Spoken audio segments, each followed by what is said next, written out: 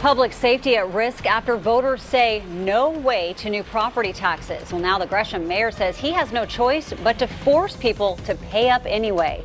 Welcome to KOIN 6 News at 5:30. Now, that tax would have prevented cuts to the city's police, fire, and parks budgets. But the will of the voters isn't stopping city leaders from forging ahead with a plan to prevent those cuts.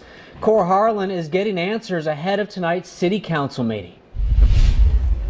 We're at a point where the vote of this council is either going to be to dismantle this organization and make it a place that is not safe for our police officers or not safe for this community, or to vote to increase or to keep the fee. In Gresham, a city fee that amounts to about $5.4 million annually is set to expire at the end of the month. And without new action, city leaders here say it could cause some damaging reductions to both the city's police and fire budgets. But what about last month's citywide vote in Gresham, rejecting the replacement money for police, fire, and parks? I asked the mayor, what about the voice of the voters? Well, he reminds me that out of a city of about 100,000 people, only 12,000 of them voted last month, and the replacement levy failed by less than 200 votes. He says he feels pretty comfortable that the majority of people in Gresham do not want cuts to fire and police. I don't want to build a tram.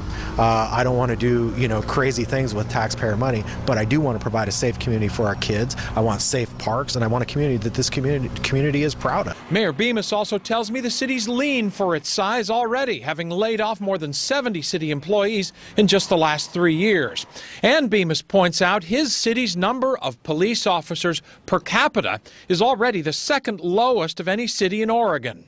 Now take 20 police officers off of that, and we're the lowest, and we are in an urban environment with gang issues, poverty issues, all sorts of issues that we need to deal with. Bemis says many Portland problems are migrating east into Gresham, and that the tax base in Gresham is simply not big enough to keep up. The renewal of a fee already in place, he says, in his view, is the only rational answer. In Gresham, Cor Harlan, KOIN 6 News. If Gresham City Council renews the fee, the $7.50 would remain on all monthly city utility accounts. The council is taking up the idea tonight and could vote on it as early as this week.